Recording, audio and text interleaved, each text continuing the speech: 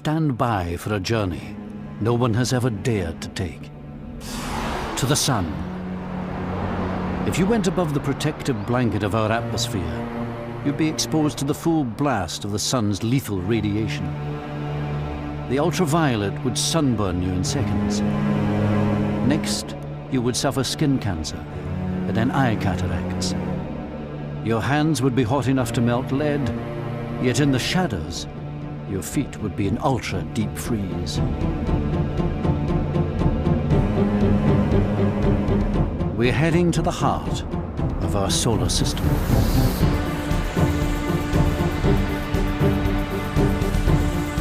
Here, invisible forces produce hoops of fire so big, they'd swallow the Earth.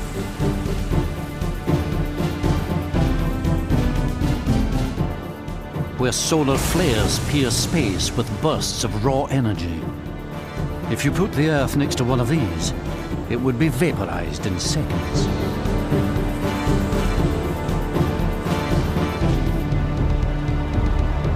This landscape is invisible to us on Earth because of the bright glare that lies beneath.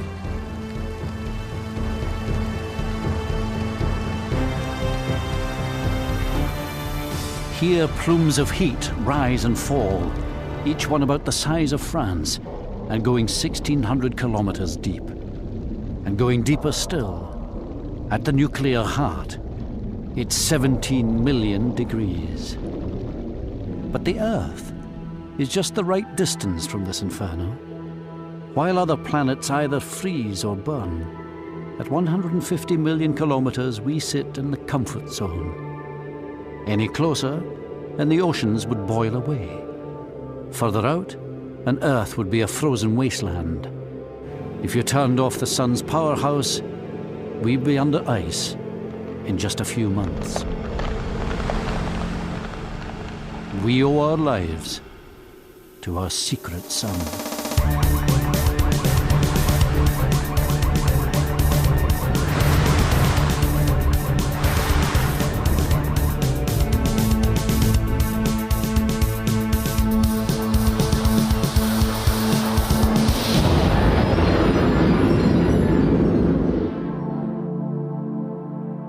The sun sustains life on Earth. Its warmth drives our weather, lifting water from the seas and moving it over the continents. Rain and snow make land fit for life. But our sun is not only warmth, it's light too. The miracle of plants is their ability to use sunlight to grow. In growing, they create another miracle. Using photosynthesis, plants convert water and carbon dioxide into carbohydrates, which release oxygen. Like plants, animals also harvest the energy from the sun. The warmth in every animal's body was once sunlight. Without that warmth, creatures like the crocodile don't have the energy to digest their food. A thermal imaging camera shows hot spots, the humps on an alligator's back, that have evolved to soak up the sun. They absorb heat through the skin and pass it on through the bloodstream. Food would rot in a cold crocodile's stomach.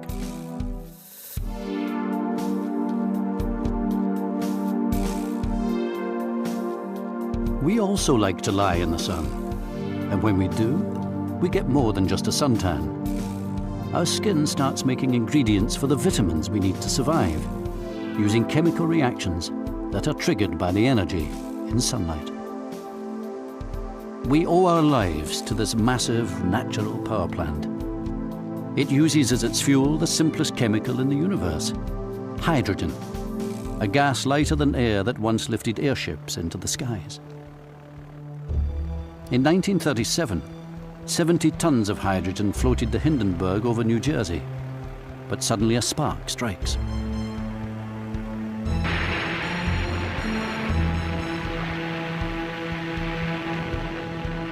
The gas burns in a chemical reaction.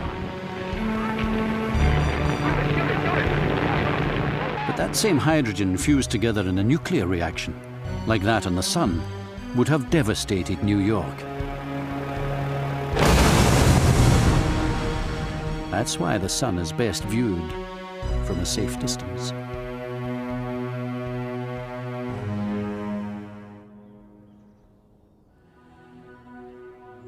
At Big Bear Mountain Lake in California, the cool, tranquil air is unruffled by the heat haze. The telescope in the Big Bear Observatory can filter off the sun's glare. It tunes into just one specific color of light, and a new sun is revealed.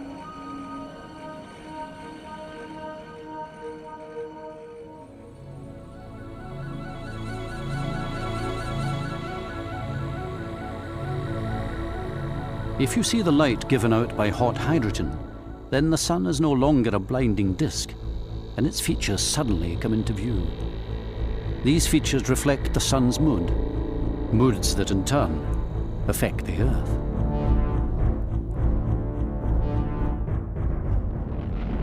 The small round specks are sunspots, cooler areas that sit within a broiling surface.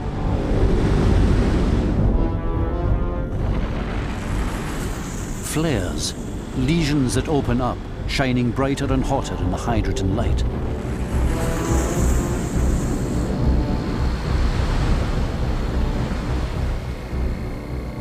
These hotspots are some of the lighter patches.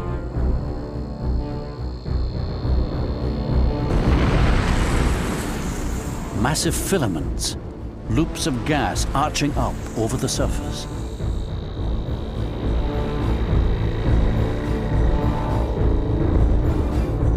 Seen head-on, they are the dark lines that snake over the face of the sun.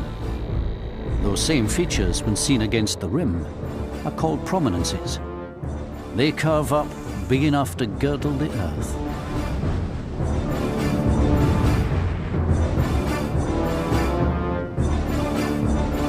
The sun's secrets are betrayed by the range of radiation it sends out into space.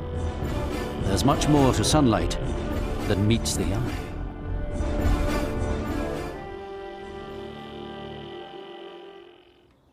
Professor and author Ken Lang works from his home in Boston. He's devoted most of his career to understanding what makes the sun shine. The secret lies in the sun's ability to squeeze hydrogen atoms so hard that they fuse together and make helium. The sun shines by nuclear fusion, the fusion of 4 hydrogens into 1 helium. First one hydrogen fuses to another, then another, and a fourth. But the helium weighs less than the 4 hydrogens that went into making it, so what you get out is less than what you put in. That mass difference is energy that powers the sun. A few kilograms of matter becomes the energy in an H-bomb. But every second, the sun releases the same energy as 1,000,000 H-bombs.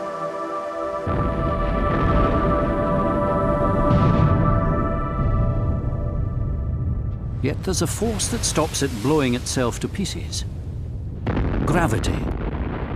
It's strong enough to keep the nuclear monster in check.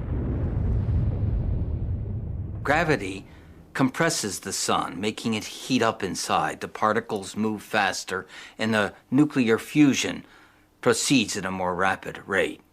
That produces an outward pressure that makes the sun expand and cool back down again. But when fusion forces the sun to expand, gravity reins it back in. The core heats up, and nuclear fusion increases. And so the pendulum keeps swinging between gravity and fusion. It's like a tug of war, going backwards and forwards, but with no winner. It all began 5 billion years ago, when gravity pulled in a cloud of cosmic rubble.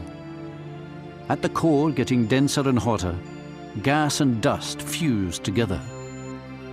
Comets streak towards the newborn sun. Today, the Hubble Space Telescope sees the same process going on all across the sky.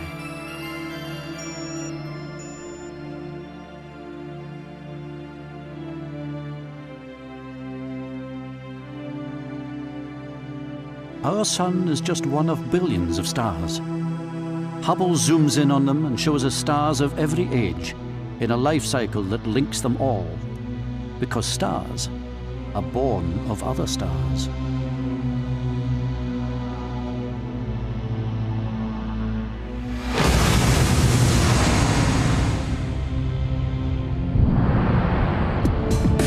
A massive star explodes and litters space with its embers.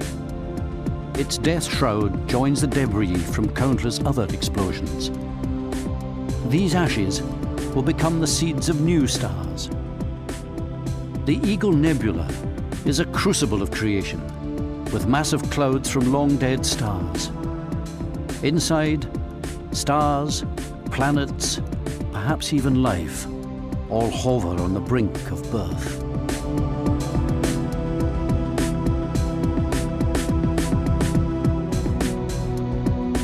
But in the gas and dust that make up the Orion Nebula, gravity has already pulled in the debris and ignited the celestial fires. New stars that have billions of years to shine.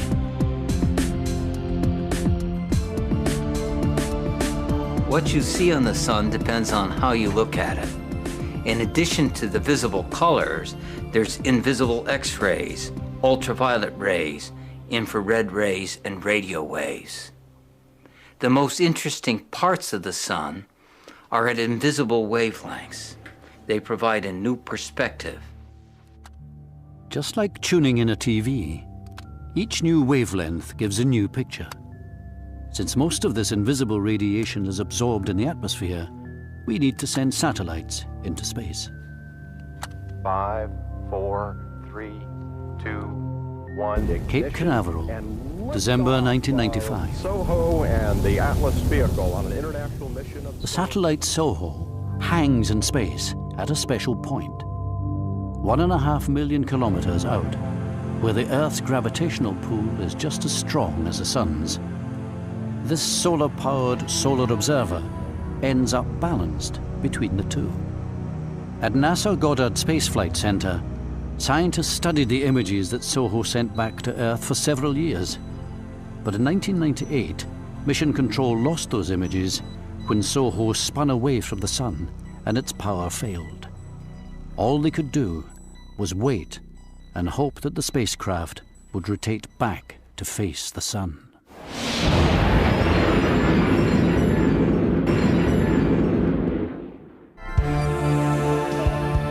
These are pictures from the Soho Gallery. If our eyes could see ultraviolet radiation, then the Sun would look something like this.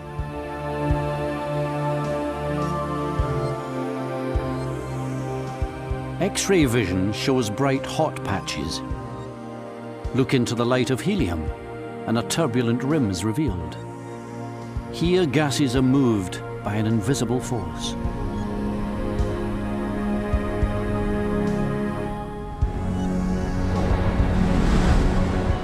Magnetism. That's what shapes the Sun. The patterns we see on the Sun are the same as the magnetic field lines round a magnet on Earth. Magnetism molds, shapes, and constrains everything we see on the Sun. It energizes powerful explosions. It heats the solar corona. Invisible magnetism rules the Sun. The Sun is so hot that its hydrogen atoms are ripped apart.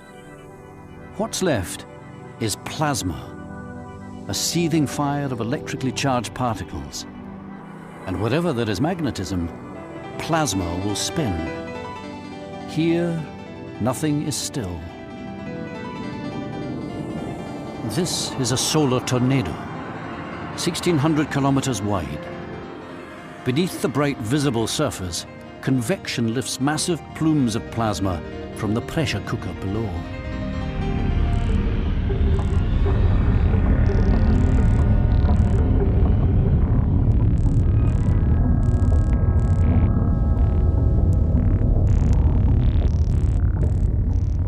Deeper still, hot plasma, the slave to the magnetic field, snakes into rivers of fire. the sun is constantly in motion. Maps show that the plasma moves at different rates in different layers. Red is faster, blue slower. Electrical particles are swirling around inside the sun, faster at the equator, slower at the pole, and that difference in motion produces the magnetism of the sun. And that can be studied at the McMath telescope in the United States. At the heart of this observatory is a tube on a mountain with a mirror on the top. Don Jennings has come here to study the sun's magnetism. Though it never touches the Earth, that doesn't present a problem.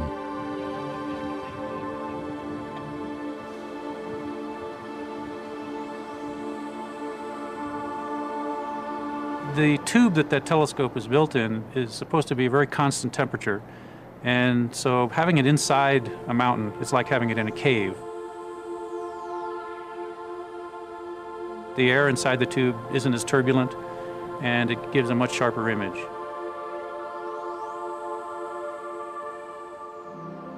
It has a mirror at the top that tracks the sun, and it sends a beam down 300 feet into the side of that mountain to another mirror that takes that beam and focuses it, forms an image right where we have our instrumentation set up.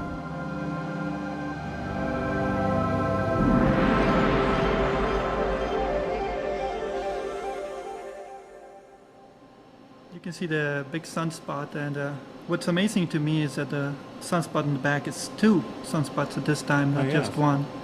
And how are we planning on mapping them? Dawn and Pedro Sada are magnetic map makers. It's a difficult job because the landscape and the sunspots keep shifting. An hour and a half, maybe. Sunspots are places where the magnetic field is very strong and the activity on the solar surface is very strong. And we want to study the structure of the magnetic fields in the region of the sunspots and also see how it changes from hour to hour or day to day. To study the hottest body in the solar system, they must go to the other extreme of temperature.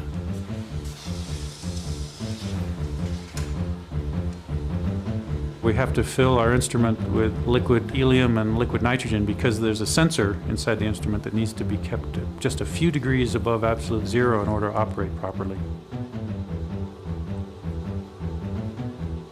What you see is some of the helium coming out and causing water vapor to form in the air. But this is not just smoke and mirrors. This is serious science. Don and Pedro cannot measure the sun's magnetism directly, but they can see its effects. The frozen sensor will be looking at infrared and measuring minute variations in its color. But now you're ready to go. John, do you want to put the filters in while I put the pinhole in place? Okay. Strong magnetic fields alter the color of some of the light from the sun.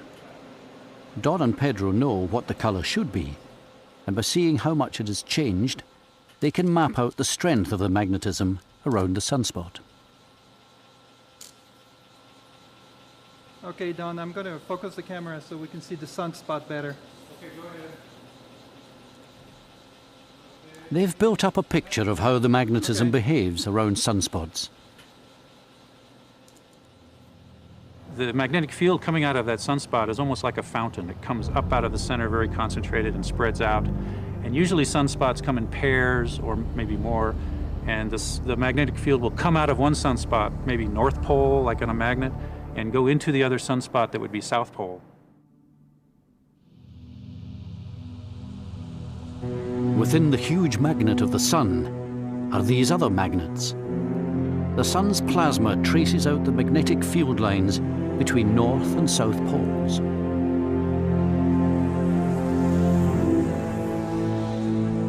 When the sun becomes more active, the magnetism is more complex. Then the surface is turned into a carpet of magnetic turmoil. That's what causes even more sunspots to break out. The sunspots look dark because they're cooler than the rest of the sun. Spots form where the magnetism is strongest. The invisible force field diverts the rising heat away from those parts of the surface and makes them cooler.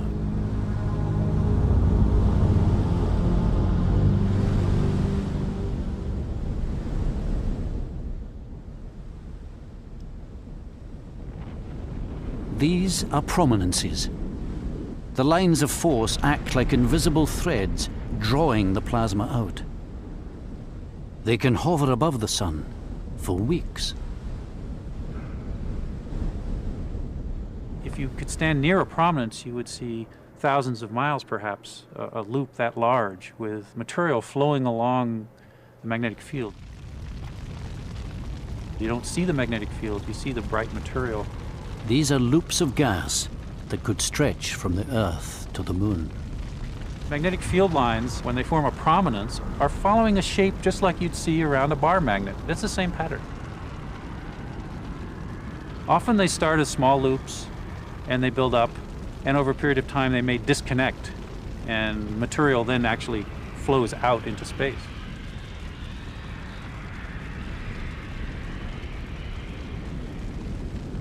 A massive solar catapult hurls out millions of tons of particles.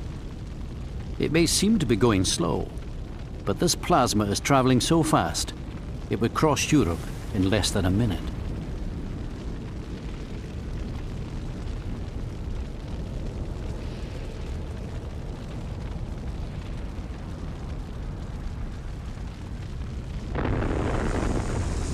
Shock waves from a sudden, violent release of energy. Like a pressure cooker blowing off, it releases some of the sun's pent-up fury. For a few seconds, a single flare throws out as much energy as the whole of the sun. For that short time, a flare can be the hottest place on the sun, even hotter than the core.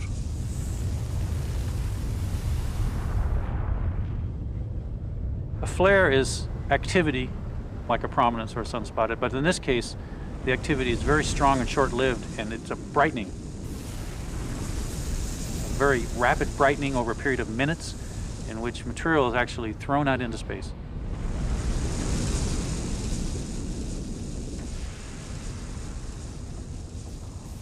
The strong solar flares are actually quite dangerous because the flare throws out so much material in a short amount of time.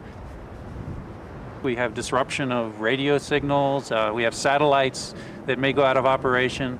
We actually need to know when a flare goes off in order to prepare for it. Solar terrestrial indices for 28 October follow. Solar flux 108 and Boulder A index 10. Repeat, solar flux 108. This is the National Space Weather Center at Boulder, Colorado. In the NOAA Space Weather Operations Center, we monitor the sun 24 hours a day, 7 days a week. The Boulder K index at 0 hours UT on 29 October was 3. Repeat, 3. Today, Courtney Williamson is the center's weatherman. Others plot and map the sun's activity.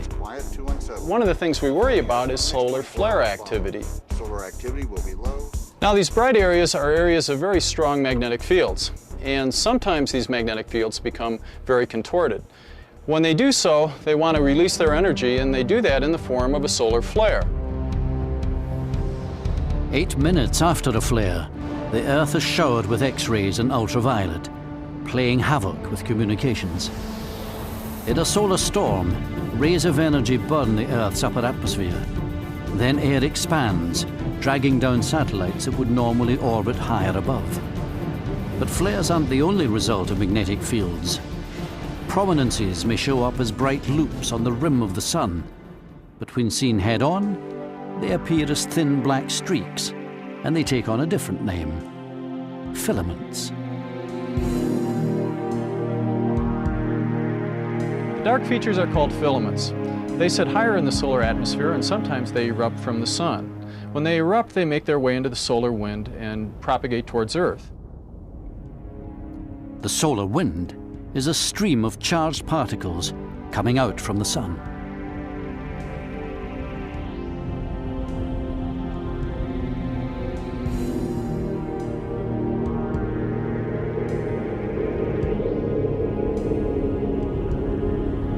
Our star constantly explodes, sending 1 million tons of electrons and protons into space every second.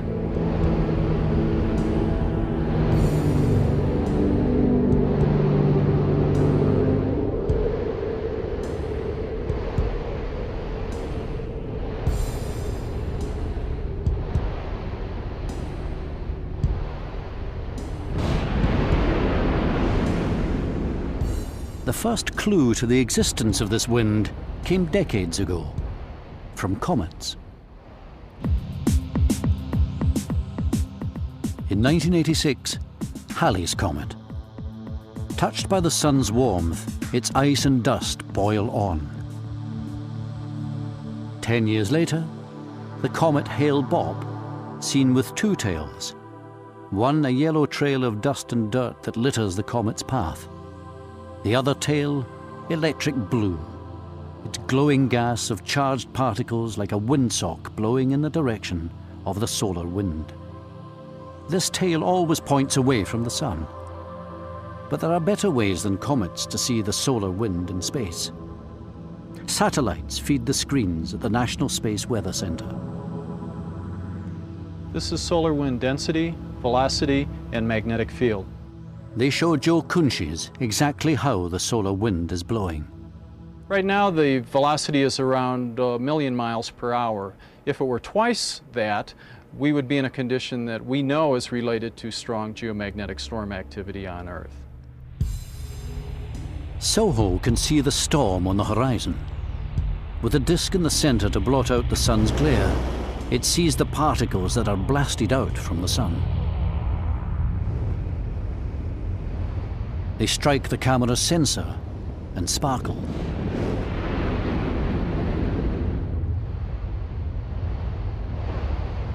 Blast after blast of electric particles will pummel Earth's magnetic field.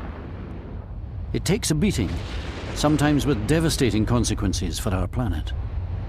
This computer image shows the Earth's magnetic field being blasted in 1997 by massive gusts of wind.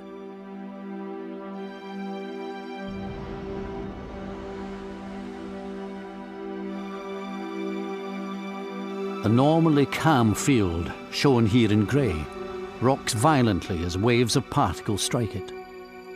Blasts like these could cripple power grids. The wildly changing magnetic field acts like a dynamo, generating extra electricity. Circuits trip or blow. This was Quebec, Canada, in 1989. This morning, 6 million people across Quebec woke up to darkness and disbelief. People at Hydro-Quebec are not positive, but they think the blackout was caused by the sun. Darkness for Montreal, but lights for the rest of North America.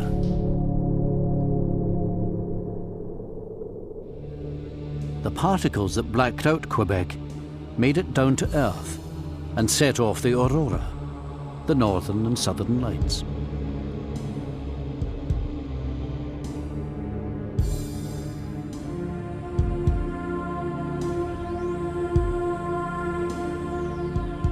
High-speed electrons cascade down Earth's magnetic field lines. Like electricity making the gas in a neon light shine, they collide with the oxygen in our atmosphere, and it glows.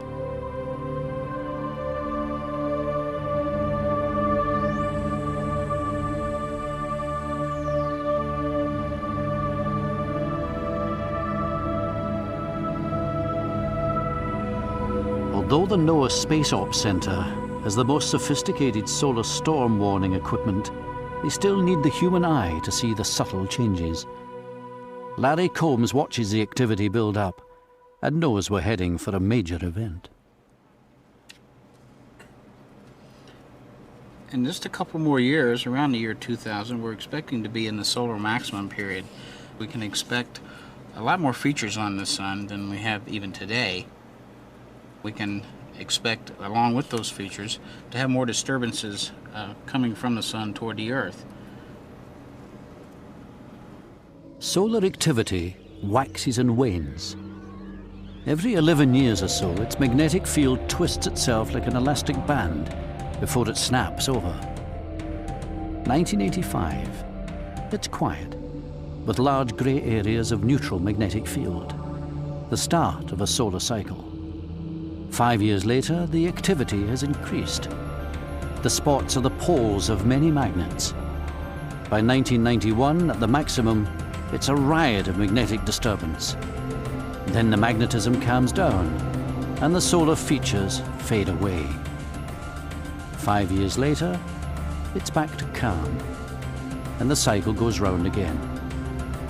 The next solar maximum is due soon, and the Space Weather Center takes advantage of the calm before the storm. Solar terrestrial conditions for the last 24 hours follow. Solar activity will be low, the geomagnetic field will be quiet to unsettled. These city lights were once sunlight. Plants and animals soaked up the solar energy before they were turned into fossil fuels. The glint of billions of stars, millions of nuclear engines sparkling in the night sky. Even the moonlight bathing the trees is starlight. We only see the moon because of the sun's rays that bounce off it. But storing that energy as coal and oil has taken millions of years. Is there a faster way to gather it?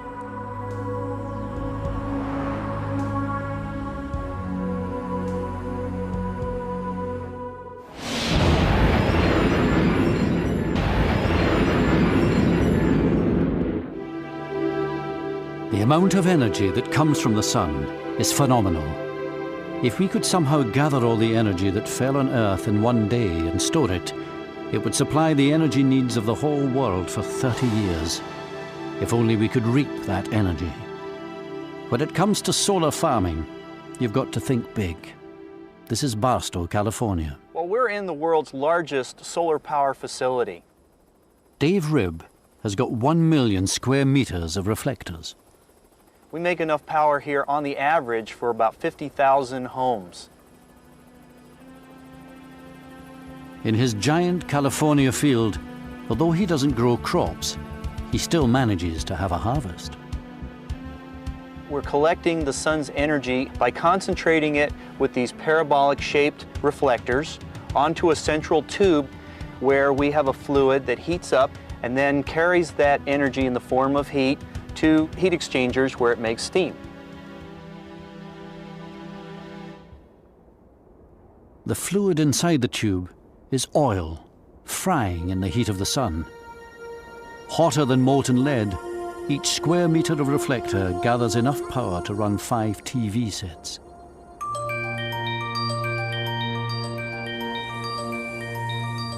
From sunlight to electric lights. But even though he's choreographed 500,000 reflectors to track the sun across the sky, some sunbeams still escape him. We count on about 30 cloudy days per year and more days that are partially cloudy, but that still leaves a vast majority of clear, sunny days.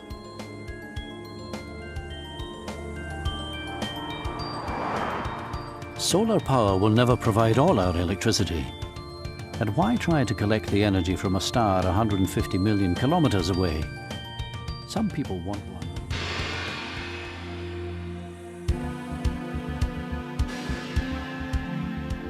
This is General Atomics at San Diego. This is the Star Factory, where they dare to fuse atoms.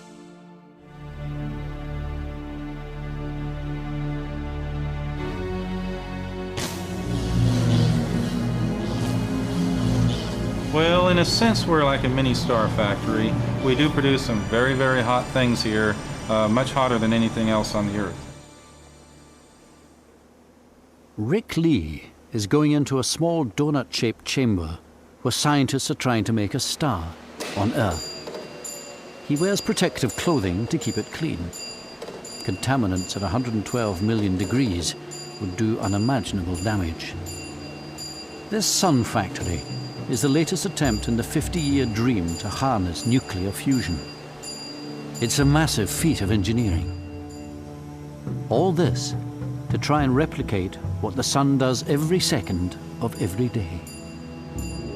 Although he is a scientist, getting into the vessel has required Rick to perfect an art. Well, it's a little bit tight here, kind of like giving birth. But if I get down on my side and push my way through here, hold on, maneuver around a little bit, put my feet up here and walk down the wall, and it's really not that hard.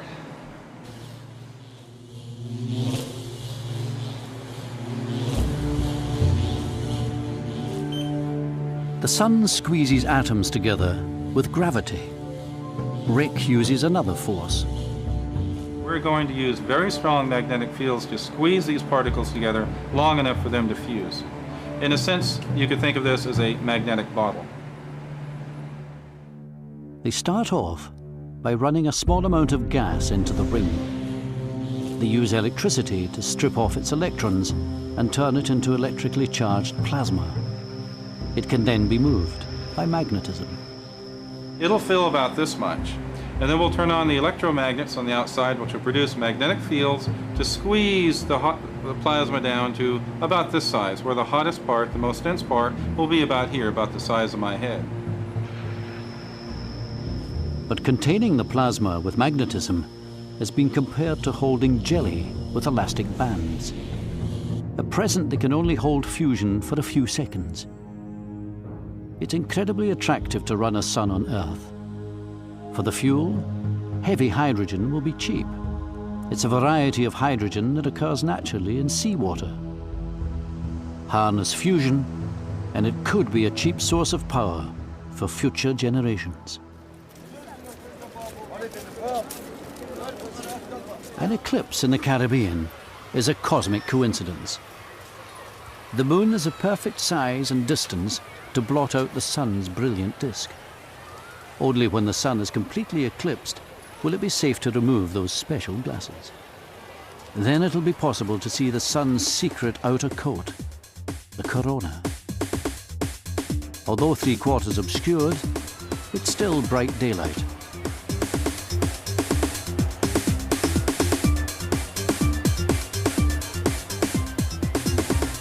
Daytime darkness descends in Curacao.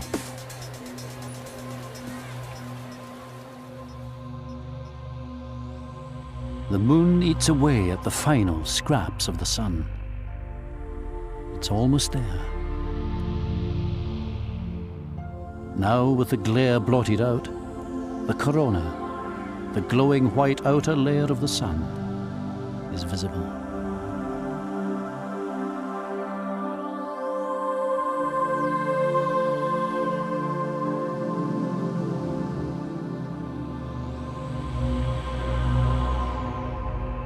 Appearing above the sun, a pinprick of light, and another just below. They are Jupiter and Venus. Although the Earth is in darkness, these two planets millions of kilometers away are on the sunny side of the solar system. Down below, at 2 in the afternoon, it's as dark as night. Pictures from a different eclipse, and all magnetic fields are closed loops. Some extend outwards, and the corona follows them like streamers. The field lines run straight out into space, and just sometimes it's possible to see a prominence. On the right rim, a coil of hot gas peeping over the edge of the moon. A curl of pink only ever seen with the naked eye during an eclipse.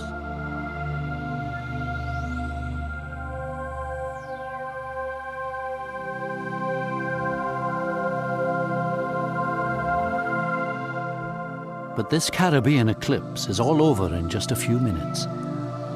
It's like a diamond ring as the first rays of sunlight burst through the valleys of the moon. Scientists want to see the corona every day, but eclipses are rare and difficult to follow, so they make their own.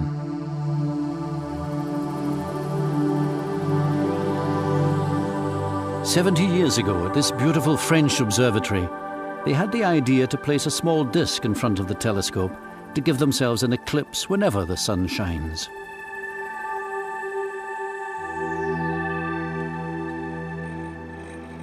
They see what happens around the rim of the sun. Over 2 weeks, prominences come and go, and expulsions of particles fill the corona and add to the solar wind. It gives the sun a red halo.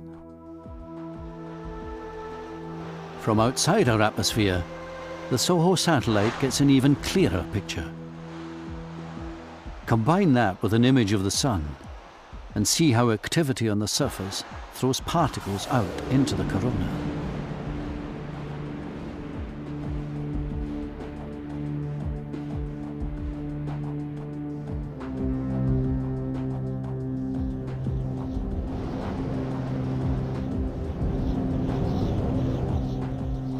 But radiation and winds are not the only things coming from the sun.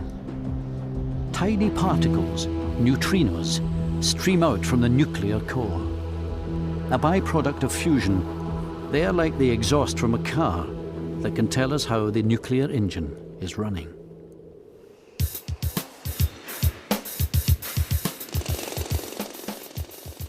This is the Solar Neutrino Observatory at Sudbury, Ontario in Canada.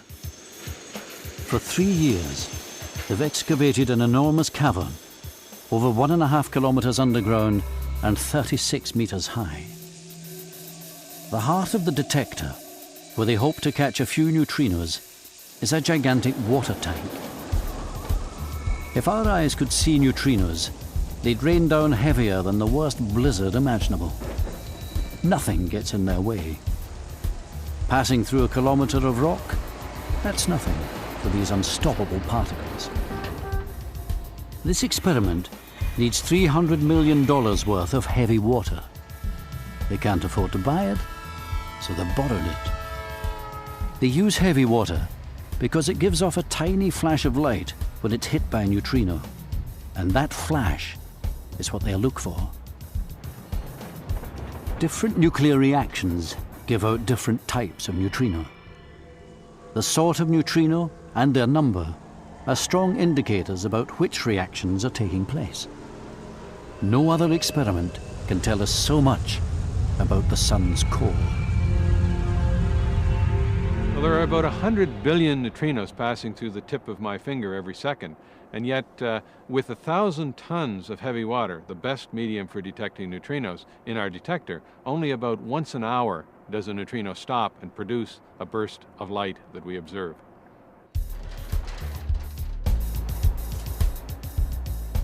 Duncan Hepburn goes to work in a solar observatory where the sun will never shine.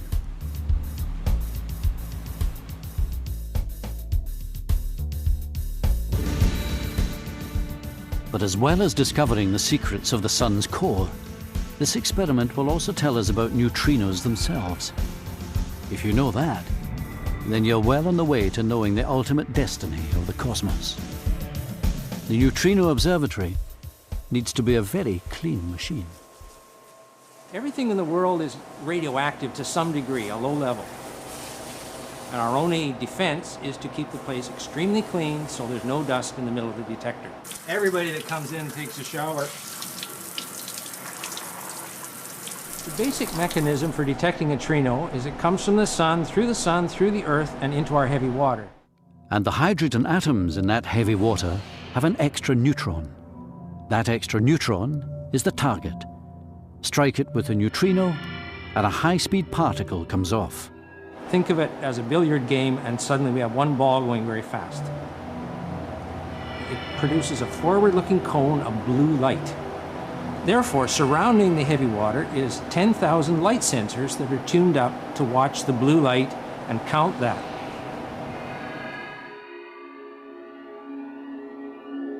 This forward cone of light indicates the direction the neutrino came from. That's a very valuable signal because we can always match that up with where we think the sun is in the sky at that time. As well as divulging the secrets of the sun, the Sudbury experiment could tell us far, far more. The most fundamental question of science may be answered here. Sparkles in the water should reveal how much the neutrino weighs. Know that, and you can forecast the future of the universe. There are more neutrinos than any other type of particle in the universe. If they have even a tiny mass, that can influence the current expansion that has been taking place since the original Big Bang, and perhaps even create a big crunch billions of years in the future. But whatever the end for the universe, the death of our sun will be much sooner. In 3 billion years' time, any earthly life is doomed to burn to a crisp.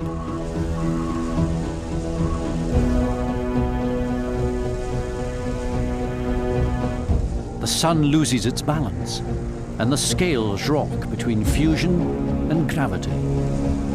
The remaining hydrogen moves to the edge and blows out, while the helium core burns brighter than ever in the hydrogen. As the sun swells, the inner planets are consumed.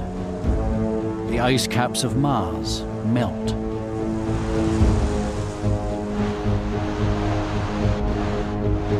The larger, but not so heavy sun loses its grip on the planets, and they move away. Gusts of hot wind blast the outer planets. Saturn is stripped to its core, and its icy rings melt and vaporize.